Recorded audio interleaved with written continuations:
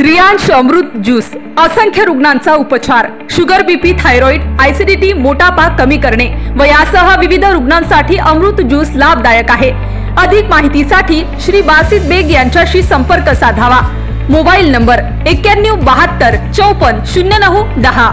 अमृत juice पिऊन बरे झालेले रुग्णांची प्रतिक्रिया पाहण्यासाठी YouTube वर सर्च करा रियांश अमृत ज्यूस, भारत सरकार द्वारा मान्यता प्राप्त product, Riyansh private limited, India. माननीय सदस्य कैलाश जी गोरटेल। धन्यवाद अध्यक्ष महाराज। राज्यपाल के इस अभिभाषण पर मुझे बोलने का मौका दिया, मैं तहे दिल से तुम्हारा शुक्रगुजार करता हूँ। ये फसवी अर्थ संकल्पना और ये जो राज्यपाल ने जो मुद्दे नहीं दिए उसके बारे में इतना ही कहता हूँ। ऐ दौरे नवाजिश, इस नई दुनिया में कागज के फूल चुटकी में महक जाते हैं, असली हीरो की हो सिफस तो अंधेरे से पूछो, धूप में तो कांच के टुकड़े भी चमक जाते हैं।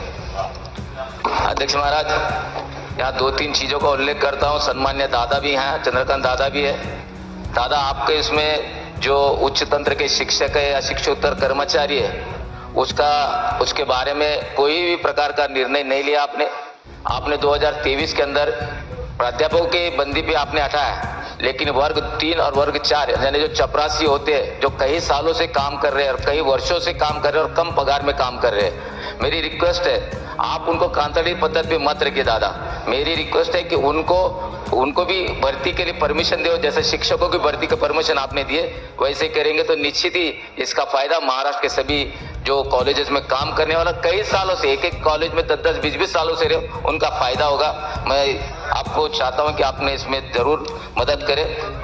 अध्यक्ष महाराज, अभी नीट एग्जाम हो रहे, नीट यूजी यानी एमबीबीएस की जो प्रवेश की प्रक्रिया होती है उसके अंदर अगर 100 बच्चे होते तो 85 बच्चे महाराष्ट्र के होते हैं और 15 बच्चे आउट ऑफ महाराष्ट्र के होते हैं, पर प्रांतीय होते हैं। और जो नीट पीजी यानी आफ्टर द एमबीबीएस जो होता है उसके अंदर 100 अगर बच्चे तो 50 बच्चे, सर अध्यक्ष महाराज, 50 बच्चे महाराष्ट्र के रहते हैं और 50 बच्चे महाराष्ट्र के बाहर के होते हैं।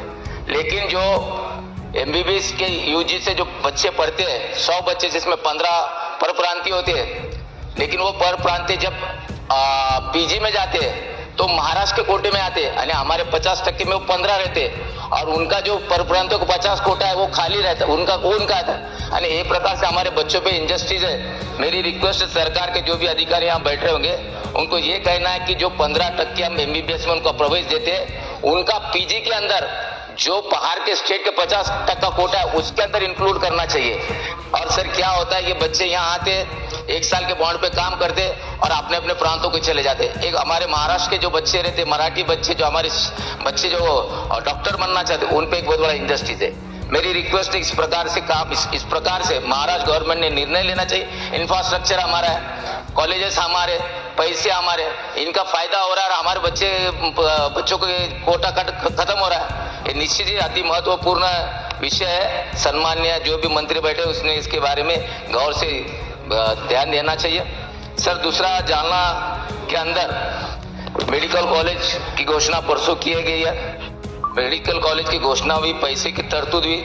अगर ये साल अगर शैक्षणिक वर्ष में शुरू करना है तो आपको कम से कम जो हमारा टेक्निकल स्टाफ है तकरीबन 86 लोगों की उसमें प्राध्यापक है, असिस्टेंट प्रोफेसर है, बाकी जो भी लोग है, सर 2 मिनट, इनकी भर्ती जरूर करना चाहिए। एक सर, कॉलेज को जो साहित्य लगता है, जो मटेरियल लगता है, जो फर्नीचर लगता है या जो भी लगता है, उसके बारे में शासन ने अगर पैसा दिए तो निश्चित ही ये जल्द से जल्द हमारा कॉलेज इस वर्ष शैक्षणिक वर्ष में शुरू होगा। मुझे आपने बोलने का मौका दिया, मैं तहे दिल से आपका शुक्रगुजार करता हूँ। सिर्फ इतना कहता हूँ, बोलूं क्या, जिनके घरों में मिट्टी के घड़े होते हैं, जिनके घरों में मिट्टी के घड़े होते हैं वो कद से छोटे पर दिल से बड़े होते हैं।